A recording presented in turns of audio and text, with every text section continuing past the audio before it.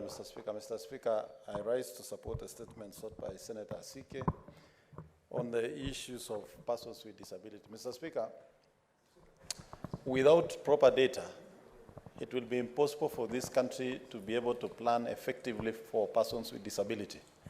And Mr. Speaker, when you see statistics that are not consistent, it means even government interventions that are supposed to go towards supporting persons with disability in this country will be so inconsistent and doesn't make any meaningful progress, Mr. Speaker.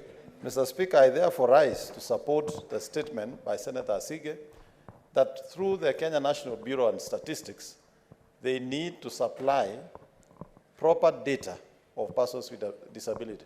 And Mr. Speaker, as I rise to support this statement, we also want to encourage families in this country, Mr. Speaker, who have persons living with disability or children with various disabilities, to make sure that those children are brought to the fore and are given opportunity to access education.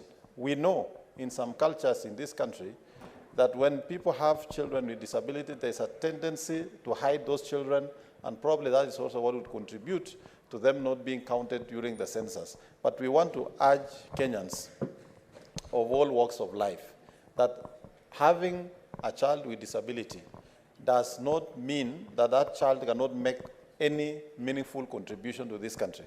I can tell you, Mr. Speaker, having been a governor in Uasin Gishu County, we were able to recruit over 100 persons with disability. And I can tell you, amongst the best public servants we had are persons with disability.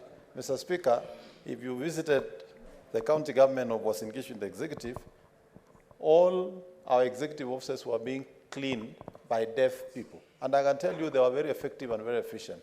As a nation, we need to properly plan for people with disability. And I want to reiterate here, Mr. Speaker, that there is need for compliance to the laws that have already been provided for. For example, Mr. Speaker, if you go to all government offices, accessibility to those offices are still a challenge.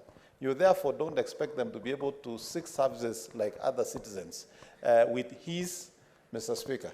Mr. Speaker, I rise to support this statement, and the committee should further probe on other funds that has been set aside for persons with disability, particularly funds that go through the offices program, Mr. Speaker, because sometimes they don't end up in the intended recipients. Mr. Speaker, I rise to support this statement. Thank you.